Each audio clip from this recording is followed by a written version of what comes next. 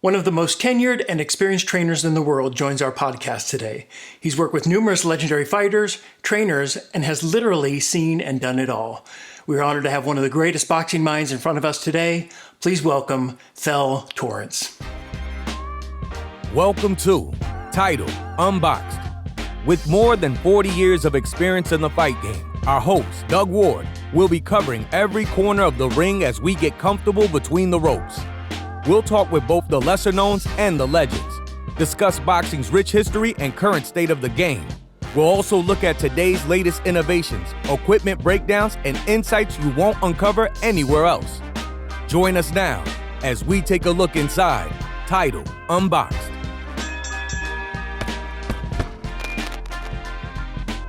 Thell, thanks for joining us here on Title Unboxed. Oh, pleasure. It's my pleasure, my friend. Yeah. Now, with over 60 years in the business, you've worn practically every hat you could in this industry. Although you're best known as being a trainer, you actually started out as a fighter. Yes. And when and where did that happen? I gotta pull this picture up here. Yeah. You recognize that guy? Yeah, gee, how about that? Huh? That's GQ material right there. Yeah, where you getting all that stuff from? Yeah. So how did you get started in the sport, and how'd that come about? What's your earliest recollections? My earliest recollection is there was a guy in our hometown by the name of Willie Brown there, who was a fighter from St. Louis. Really nice guy. For some reason, he kind of took up with me. And he had a gym, made it by himself, by his own hands. He did it, had a little help from people in the community, got it done. And we happened to go by one day, and by going by, he was a nice guy. I was a tall, little skinny kid, nobody expected me to be a boxer or anything like that. I was a basketball player, football player. So he showed some consideration and respect. He's a unique guy. And he took up with me, and that's the way I got started. With Brown, great guy. I owe him a lot, just the fact to get me started. He got you going. And then you had some success early on in the Navy and Golden Gloves, correct? I did. Yes, I did. I went in the military.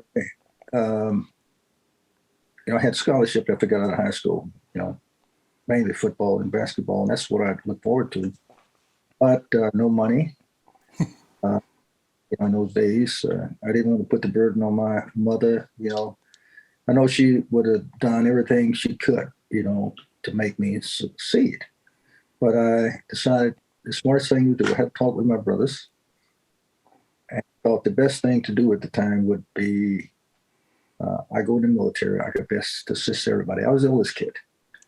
I'd go in the military and send money back for the family.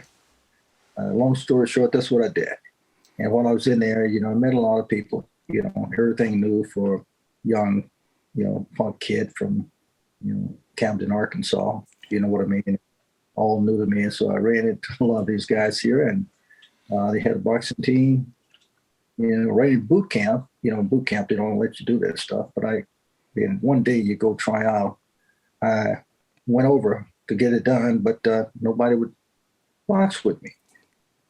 Because at that time, they try to match everybody equally. And who's built like me, tall kid, skinny kid, long arms, only weighed 150 pounds. There's nobody built like me. So I didn't really get a chance to do anything. I forgot about it until I went aboard the ship. Then after I did that, everything started. Yeah. And then you won a Navy title, and then also California Golden Gloves, correct? Yes, I did. Probably the greatest thing happened going in the military. I'm just challenging myself. Basketball player. They had a boxing team there, and one of my friends told me I was going to get killed. Man, stay away from these guys. Keep playing basketball.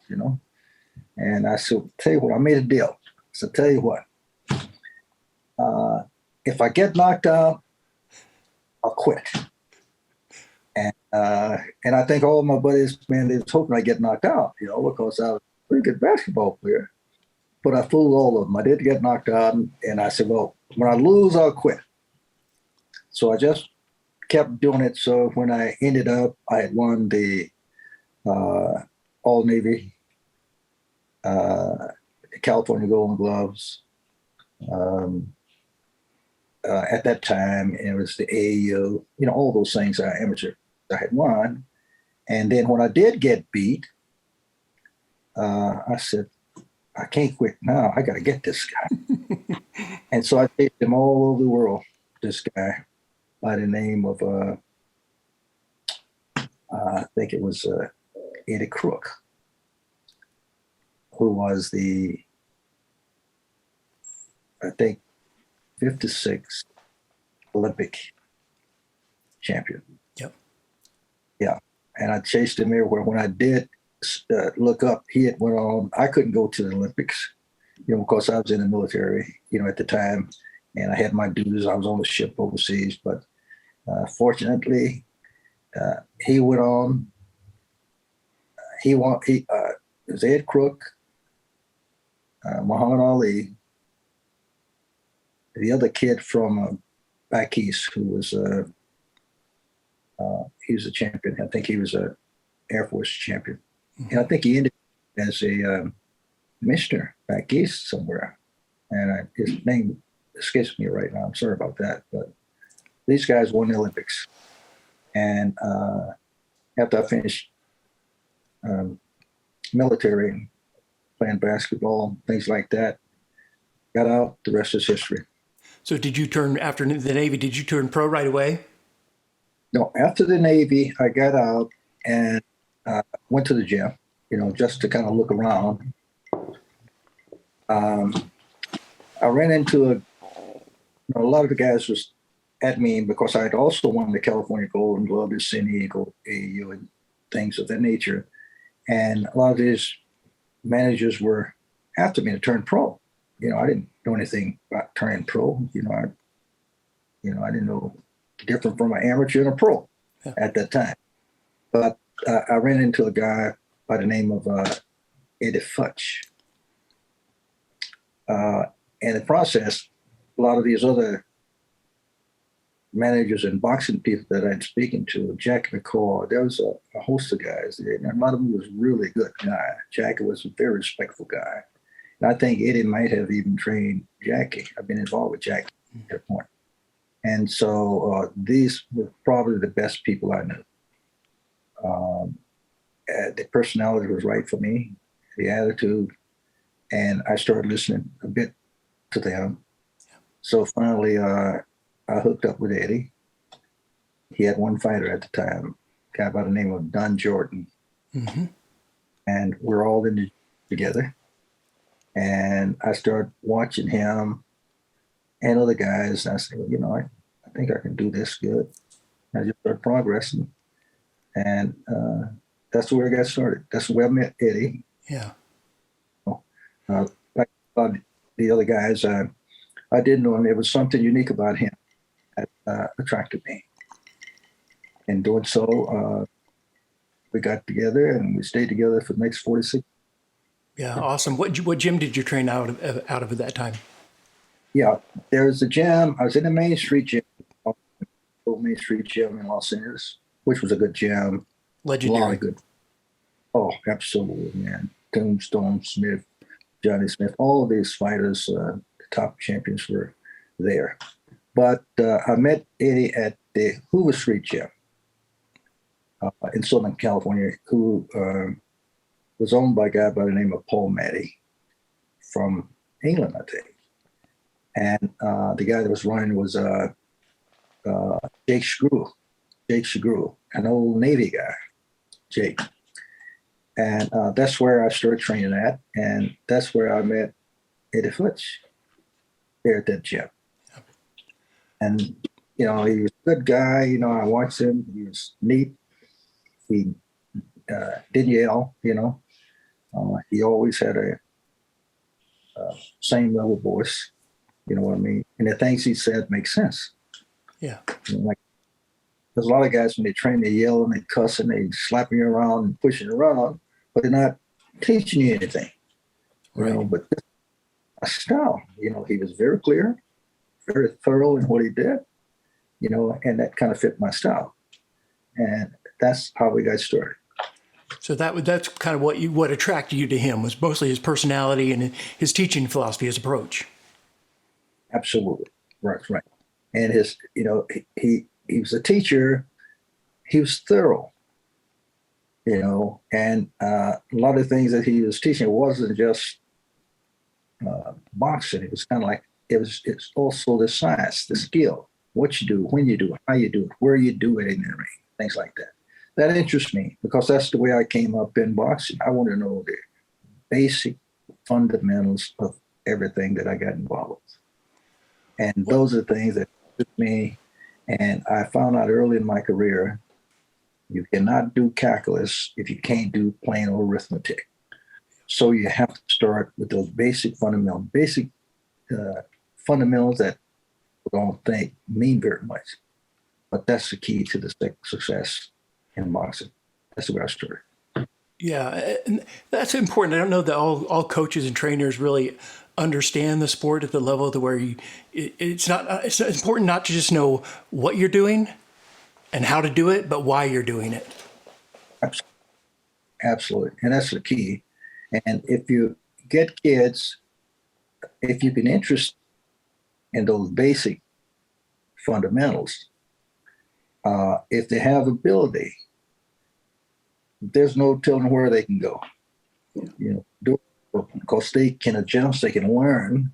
They got that good, solid foundation to begin with, and that's the key in training fighters and kids. You got to build a solid foundation, and if you all these basic fundamentals, get the foundation together, then all the advanced stuff is easy. You show them, as you tell them, you show them, you let them do it. You adjust.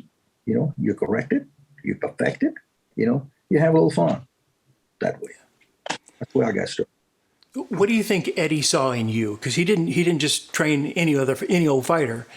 He was pretty selective. So what do you think he saw in you at that time?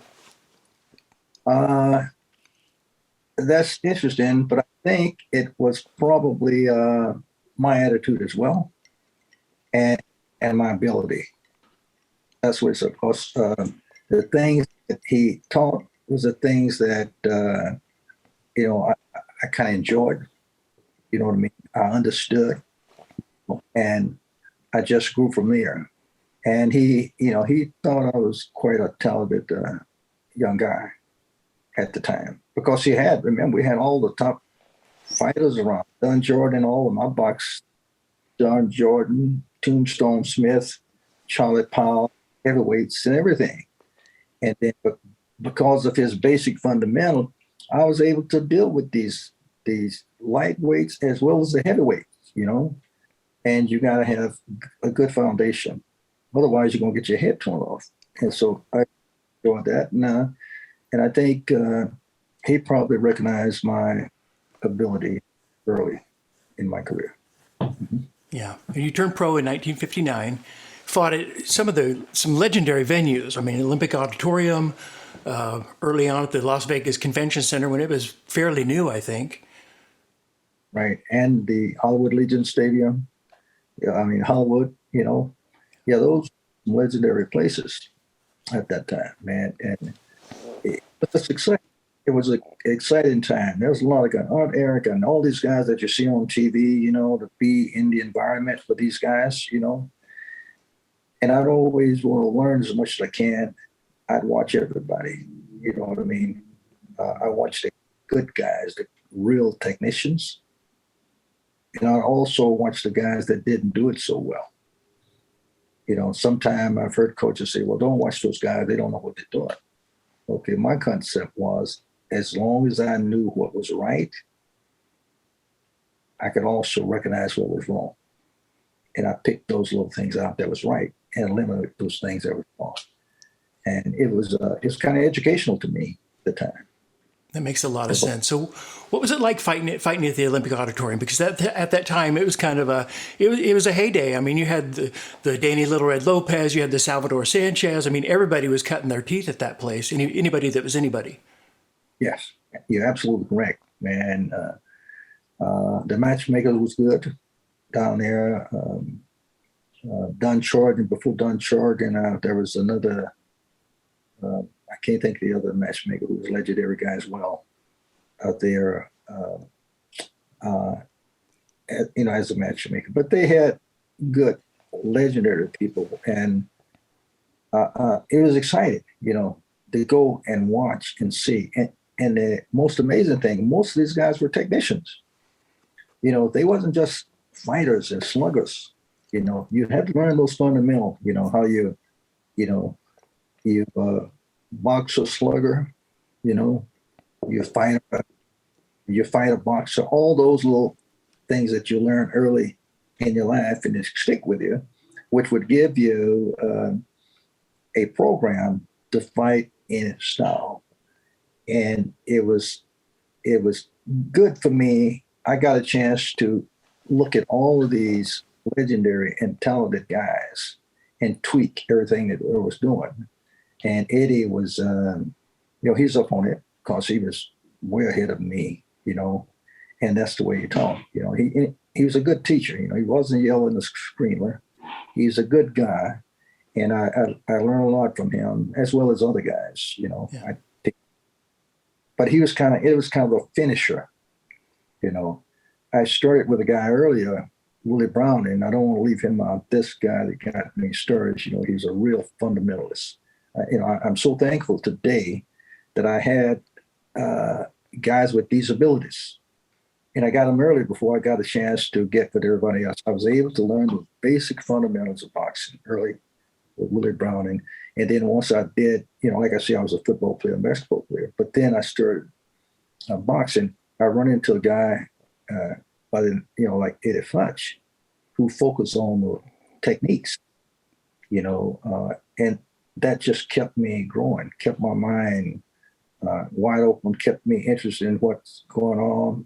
Some nights I go to bed, I can't sleep. I'm thinking about these things. I don't understand this happening, And then he was boxing me with all these top legendary guys, And I'd go to the gym sometime, and one of the hardest punches for me to get away with an overhand right with these sluggers.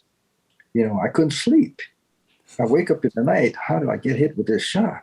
And I could not go to sleep until I figure out how it was done, when it was done, where I was at when it happened to me. I got ran to bed many nights. My mom running me to bed because I'm up at night in my room in the river, practicing these things. I got to figure it. I can't sleep until I figure it out. That was kind of exciting. I didn't want to talk too much about stuff, but it's kind of exciting. No, but that's key to success, isn't it? I mean, you got to kind of live it, breathe it, sleep it, drink it. Absolutely. So 13 fights into your career, you kind of hit a crossroads fight against Denny Moyer. Moyer, yeah. And you fought him was that the Las Vegas Convention Center? Yes. Denny, Denny, I think it might have been either there at one of the hotels here. I don't remember. Yeah, it could have been convention center. But that was a big fight because he'd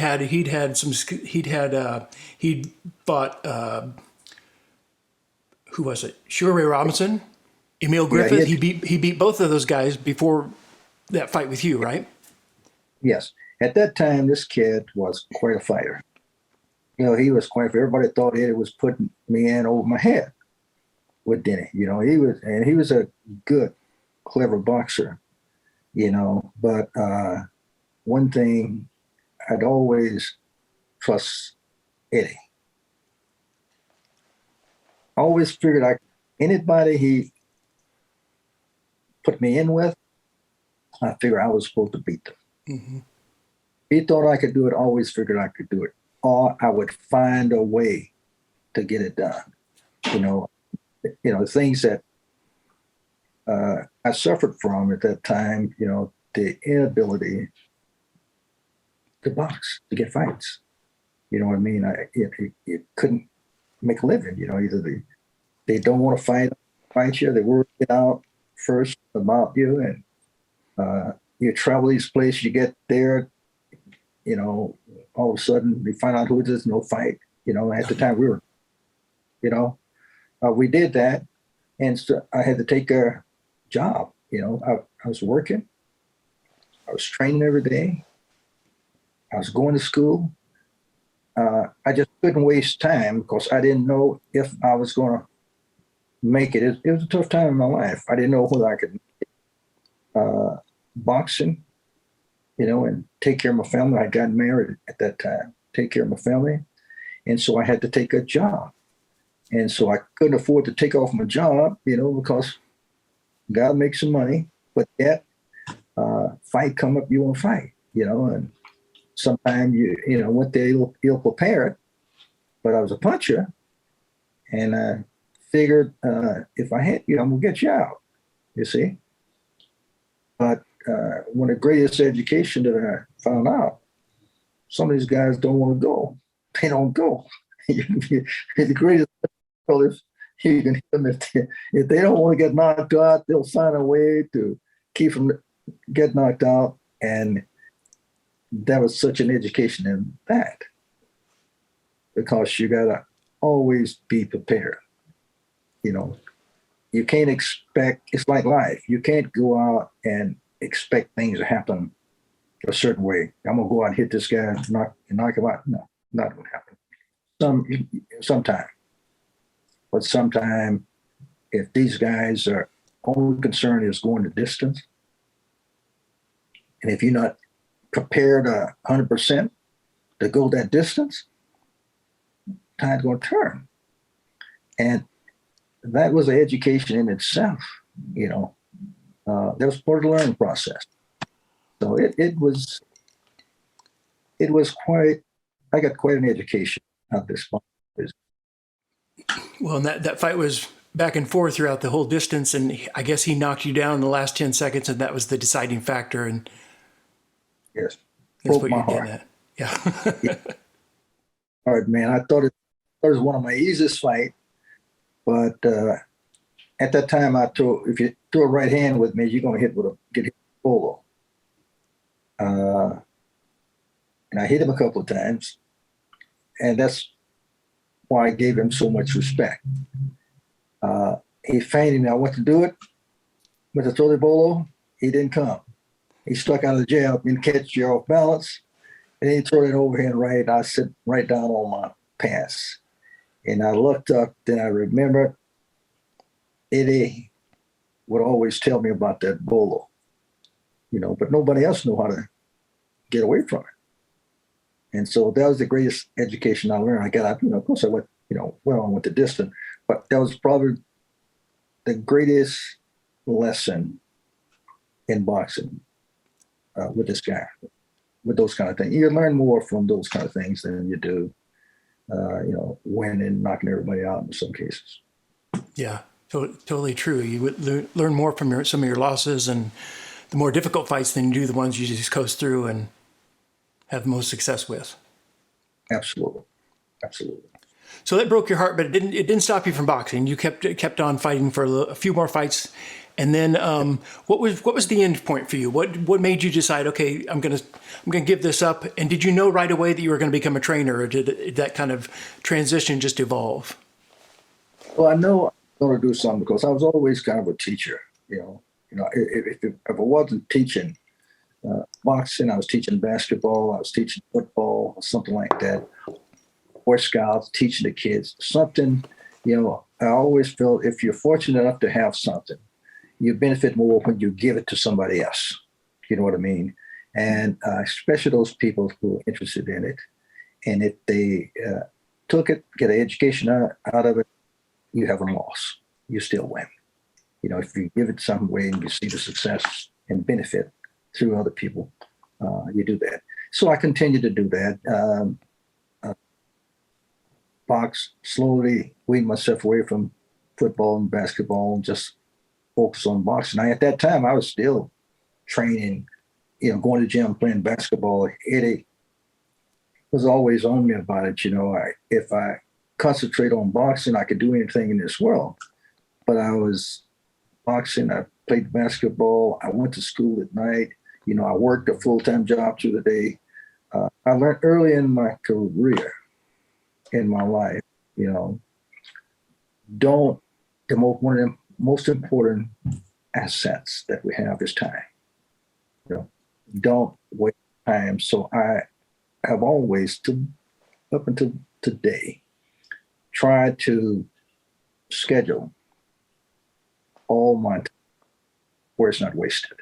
Yeah. It's useful, got to be beneficial to somebody else.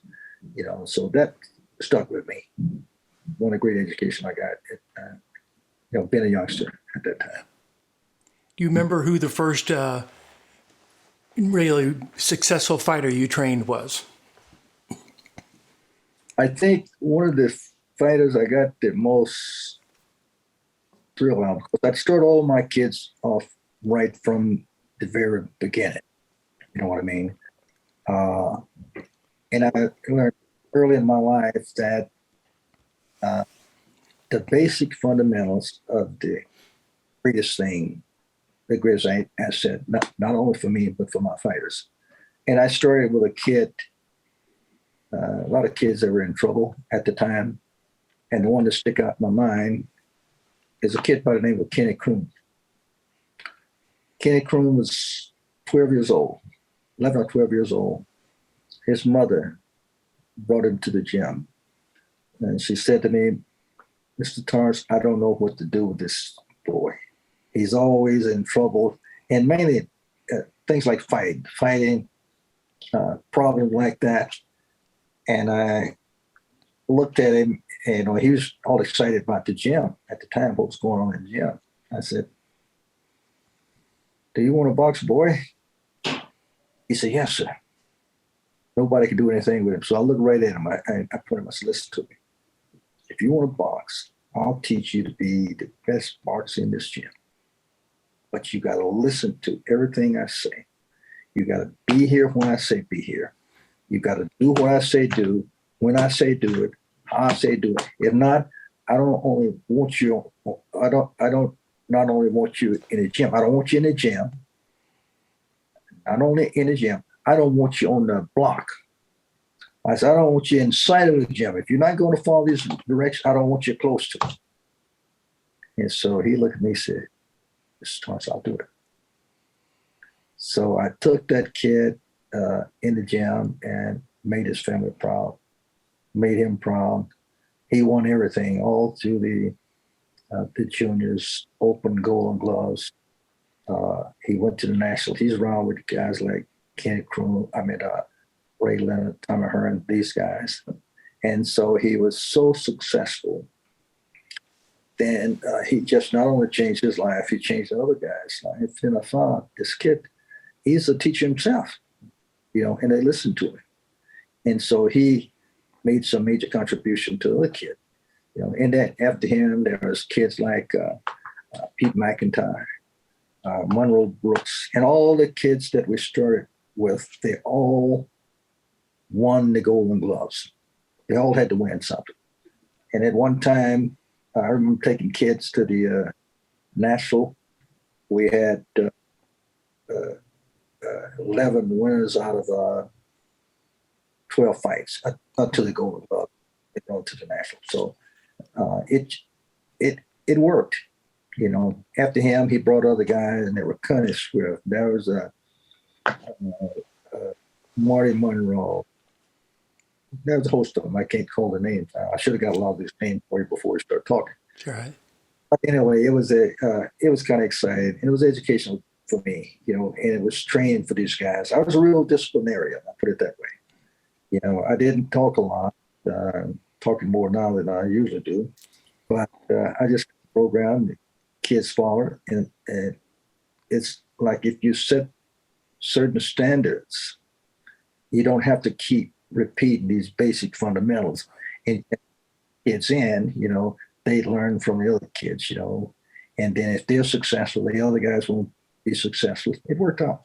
Yeah. And do it that way. So let's talk about some of the more famous fighters you worked with, and just get some of your recollection and reflection on some of their careers. Let's start with Ken Norton.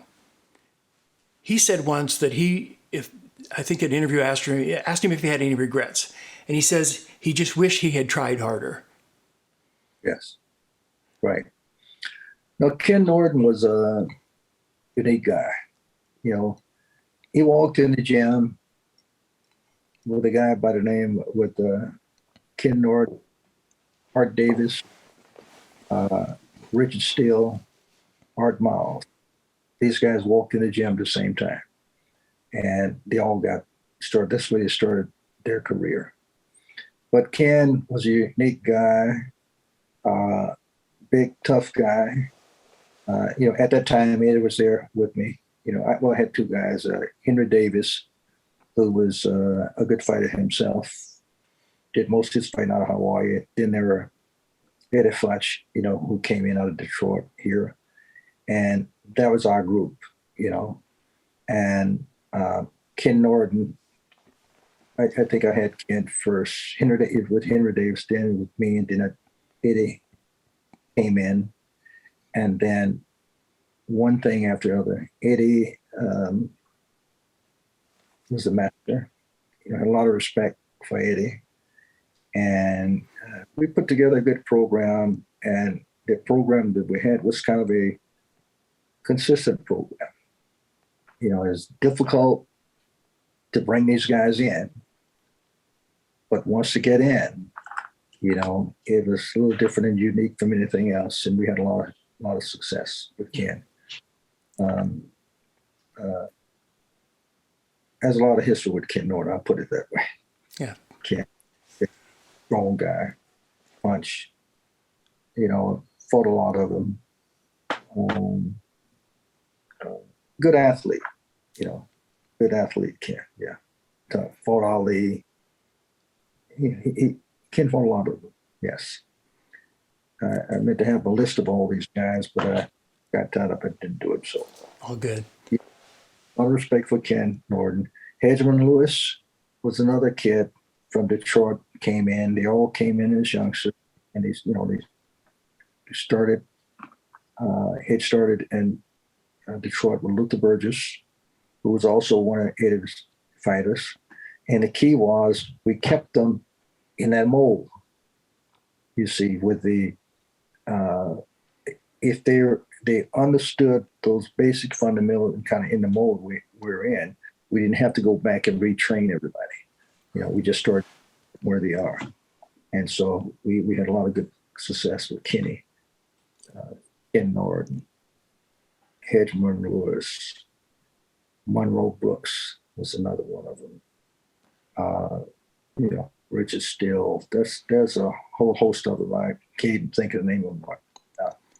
And champions, all the way up to Riddick Bowe. We ended up about 22 world champions, there, and including Freddie Roach. Freddie Roach was also part of this concept. And so the key is that there was a certain basic style, and there are certain criteria that's required for this kind of development.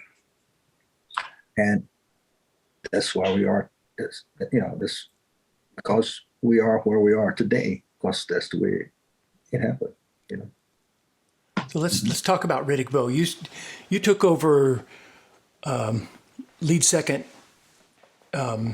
training for Riddick Bowe and during the second Galata fight. Is that right? Yes. Yeah. What happened during that fight? What do you think was going through Galata's head? What went on? It was crazy. I mean, the second fight he fouled out. The first fight he fouled out. The second fight he fouled out. What do you think was going through his mind? Well, that was crazy. I remember on that second. Well, we had at that time. We had a good, solid program that we took, right from the basic part of our career on up. Rock Newman was involved at the time. Rock was a good guy. I had no problem with him, but Riddick Bowe was a unique individual. There was some, I didn't get involved with that part of the business, because like I was a focus guy. I was always busy doing a lot of things. I worked with Rock, worked with Eddie. My hats off to them. These guys were great to me. I have nothing but good thing to say about Rock. He'd always come back, because I didn't talk very much. I just did my job, always check on me, made sure I was being treated right.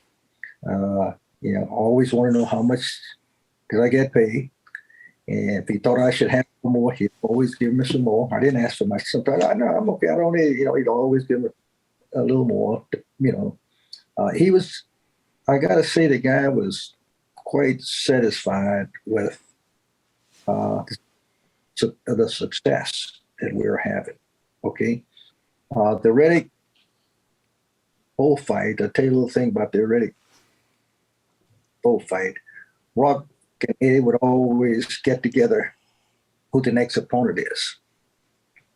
And Rock always come around, if it's discussion with Eddie, he'd come around to me and say, Thell, we're going to fight Galata, whoever the fight is. What do you think? And I don't like people to ask me my opinion, because I'm going to tell you the truth, if you ask me. So I said to him, Rock, I think it's a dumb fight. I said, well, why? I said, well, the reason is, number one, he beat Samson Poor. He had some problems in the ring with the other guy. We had problems in the first fight with, no, this was before the fight with Riddick Bowe. I say, with all the group of people that was around us with Riddick, outside, we had a little unique circle that was well controlled and respected, within that unique circle. I said, but if he bite Riddick Bowe or kick Riddick Bowe, all hell's gonna break loose. I said, you asked me, I won't tell you my feeling. So he took my suggestion. He went on. Next thing I know, we fight Galata. So I guess they waited out, and I can tell you, all hell broke loud in the ring after the first fight. That was after the first fight. And then they did the second fight.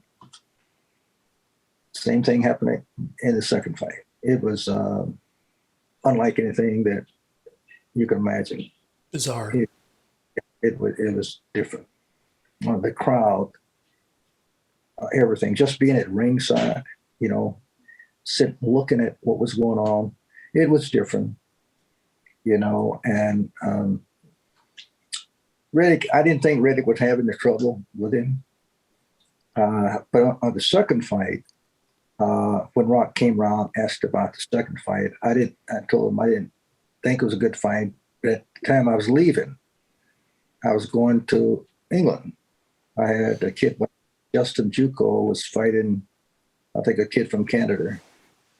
So when I got back, they was already in camp. And we had a good camp. Riddick really didn't want to fight that fight. He had made his mind. He just didn't want to fight. He made plenty of money. He just didn't want to fight. It was difficult to get him in the correct mode. Mm-hmm.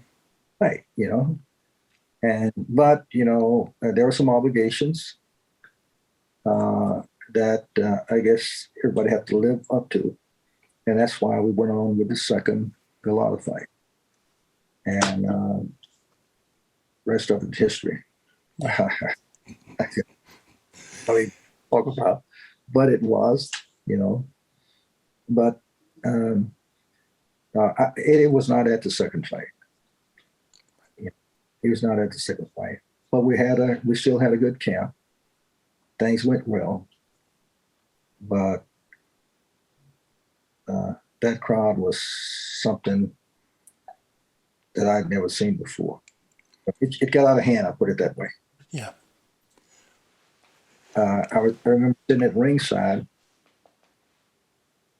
I think Tim Griffin, Edmund Lewis, and a couple other guys was there with us in the corner. Riddick Bowe's wife was kind of sitting back. I recognized what was going to happen before it happened. And so I told Tim, one of the guys, I said, let's get her out of here right now. They got her out, and I looked up. I think I saw Duva getting in the ring. Too late. And the rest of it is history. Crazy. It was absolutely insane. What went on. You also worked with a little bit with Alexis Arguello. What can you share about that experience? Because he was, I mean, you talk about a technically proficient fighter. I mean, yes. he was that. Yeah, and a gentleman, a real gentleman. I gotta give him credit. He's a real gentleman, and you know about him. He always wrapped his own hands. Yeah, he's a little different from a lot of the other guys. You know, got to wrap him. But Alex, he'd always wrap his own hand. But he was a gentleman. He had showed a lot of respect for me. You know, I felt very good working with him, and it's just sad he didn't have a long career. But this was a great kid. Yeah, I respect him a lot. Yeah, legendary fighter. I put it that way. For sure. Well, with that brain trust, you grew up in the sport around the Freddie Roach, the Hedgemon Lewis, the Eddie Futch. I mean that's a perfect brain trust there. What do you think you gained from that, from being in that environment on a daily basis, and what of that helped mold you into the trainer you became? Well, I think one of the benefits of being in with that environment, number one, you had not only knowledgeable people. You know, these guys were very respectful. You know what I mean? It was like a need. They felt that they needed me, and I needed them. So it was a unit. It's like glue. It was together. It was easy to work with. You know, we didn't have those fights that everybody else have in the camp. You know what I mean? We had a program, and the key is the program. With a program, if anything go wrong, you make a little adjustment to sustain the program. And so that was one of the things that I learned a long time ago. You know, when one thing is wrong, you make a little adjustment. And we had the ability, you know, of the guys in the corner who understand that. And we just make a little adjustment and put it together. I guess I felt very comfortable with that team. I was one of those guys, even today, if I'm involved with the situation, if I'm not comfortable there, number one, or if I feel I cannot make a contribution, I don't care how much money, I don't care what the situation, I don't want to be involved. But that was a good, solid team that I think we had probably one of the best teams in history that I know of. Without question. Yeah, that's my feeling. Yes.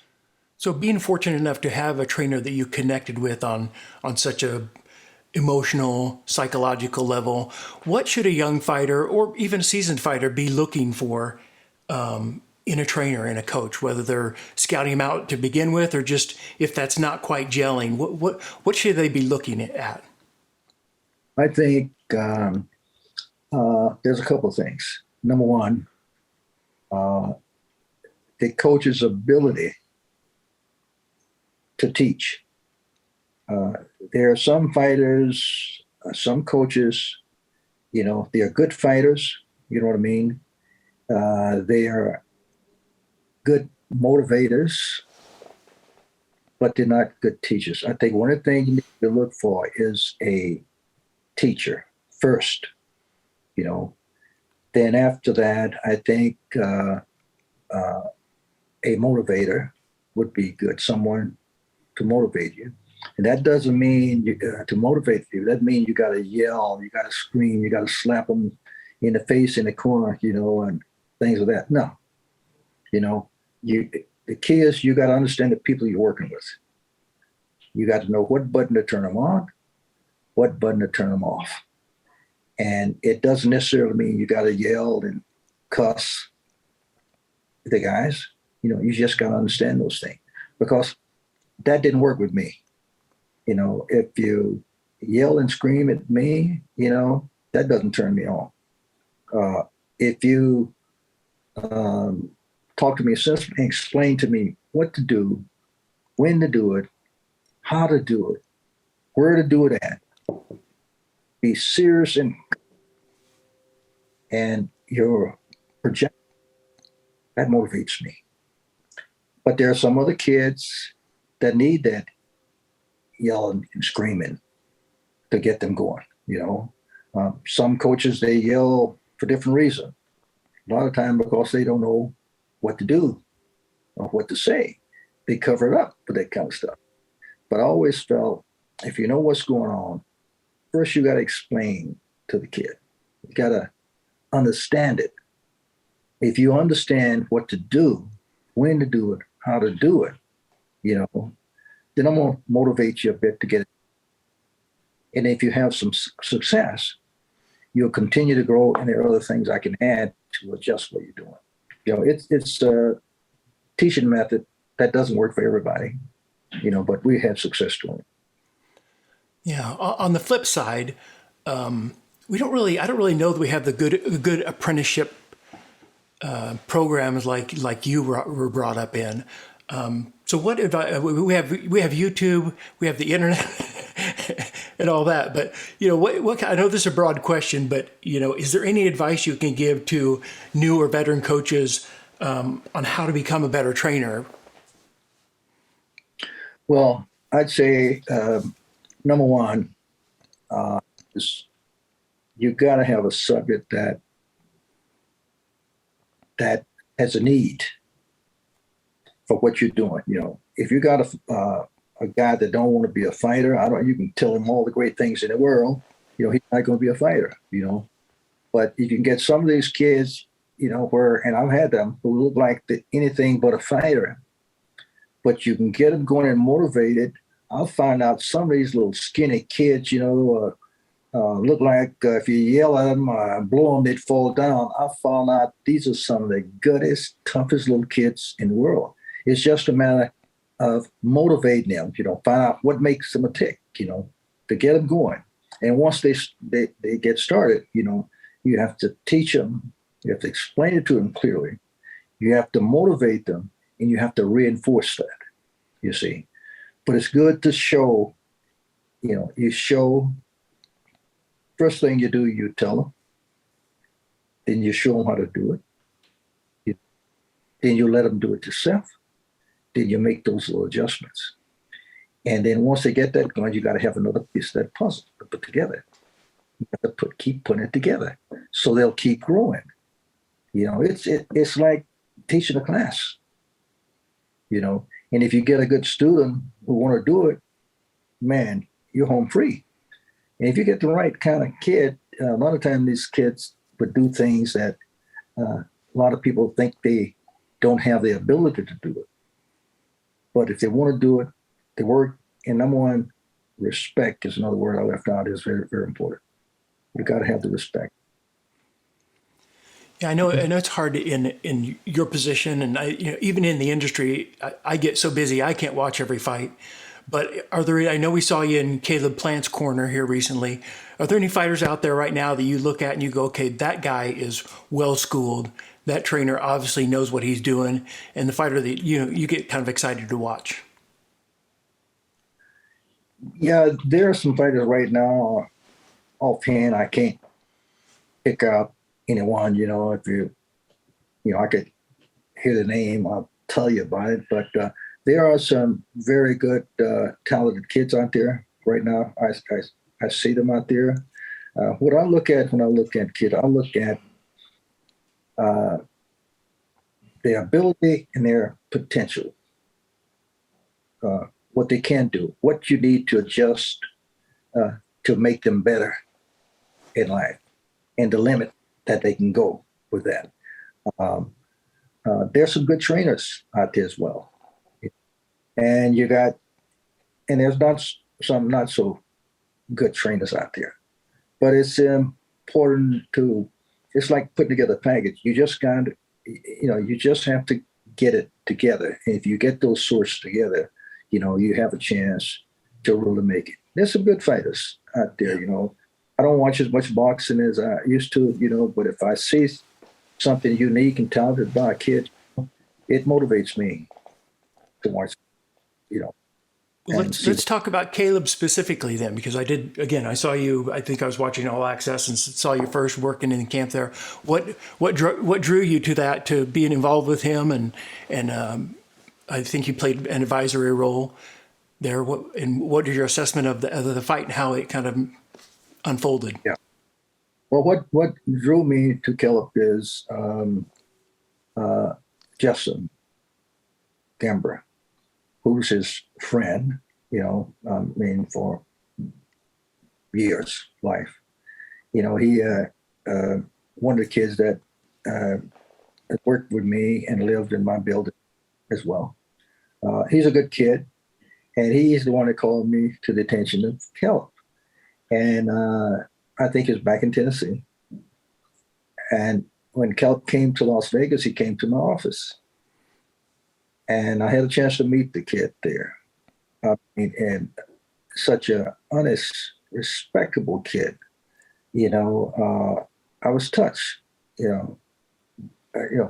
by the kid. Didn't think I was going to be working with him, but I was really impressed with the gentleman, And then they had a few fights as went along, and then when they got close to this fight, Justin asked if I would come in and assist them and offer some advice to them. And I'm always a little leery of doing that, if I don't really have control of the fighter, you know what I mean? So I thought about the kid. I said, well, he is a gentleman. He was here. And I said, actually, this is Justin's fighter. And feel good about it. I could offer some advice to him. And I went over and met them working in the gym, and I was impressed with this kid's potential, what he was doing. He has a great future. I'd like to spend a little more time with him, a little personal time with him. But I like him. His attitude is good, and he's got a lot of ability, this kid. I like him. We didn't have enough time to do what we wanted to do, but I'm impressed with him. And I think he's going to be all right. Well, and he is very down to earth, approachable, and obviously teachable, because he made some adjustments in that fight and improved from previous outings. So how did the fight materialize, or how did it, what'd you think of the fight? Well, I number one, he's a little tougher than I thought he was. I didn't realize he was that tough. He's tough. And just what was wrong with one of the big things, I couldn't get to the ring. That was a crazy setup there. I never got in the corner. I was just my communication was with Justin.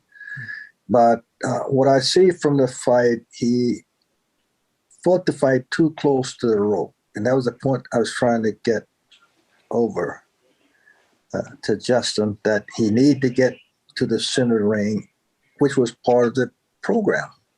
You got to keep your back off the rope, and he fought the fight too close to the rope. This kid Canella is a strong fighter, good puncher, but you have to plan himself to punch and to be very effective. Yeah. And if you're too close to the rope, you give him those opportunities. And so the objective was to deny him those kind of opportunities. Use your jab. He's got a good jab. Use your jab and just keep him turning. And you don't have to knock this guy out. Just beat him. beat him up. You can do it with a jab. Just keep turning him and keep him guessing, keep him looking. But, he's a pretty good fighter. And because of where the fight was fought on the ring, we were never able to get him in position to take advantage of his basic opportunities. And so it went on. That was a unique setup there. I never got to the corner, got in the corner. That was kind of a crazy setup. But it was our fault. We didn't get to the ring before the fight. You know what I mean? Didn't get a chance to get there and observe the setup. But I was proud of the kid, and I think he's got a lot left. Well, and probably one of those situations we already talked about, which is, oftentimes you learn more from a losing experience, a losing outing, than you do one where you just steamroll over your guy. Absolutely. I couldn't say it better. That's exactly whereas I thought he really got educated that night. I thought he got educated, and he's probably beating himself up, because of things he should have done, But the thing that I see would made a lot different in the fight if he had kept the fight in the center of the ring. It's not complicated. Just keep it in the center of the ring and do what he does best. Yeah. This kid's not an ordinary guy. This Canelo that they fall, but he's beatable. He's beatable. I'm impressed with him. I respect him a lot. But you need time to really train for a guy like that. You need a program. Well, and he's tough to hit clean. Yes, he does the right thing. His trainers have done a good job with him. They've been together for a long time, and that's probably one of the basic assets. My respect to the trainers as well. Yeah. So having been in this sport for over how many decades? 6 decades? Yeah, probably. Yes. Yes. How has it changed? How is it better today? How is it worse? What's just your perspective of the sport, having been in it as long as you have? One of the major things that's happened in this sport is the TV and internet. Which has benefited in a lot of cases and been a negative in others. See, back in the day, you had to have a good memory if you're a teacher in this sport. You go out, back in the day, I could look at a fighter for a couple of rounds. I could tell you just about everything he's going to do, how he can do it, and if he can't do it, just about the way he's doing it, based on what he does, where he is in the ring, and things of that nature. But now, you had to be records. The old time, you had to be able to read the records. I could look at a record and during there determine,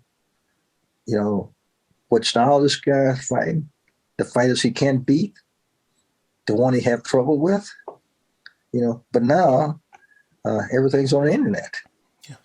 Yeah. We get a little lazy. You're looking at the internet. You just bring your fighter in, you watch him fight, and you do set your program up that way. If you have a program,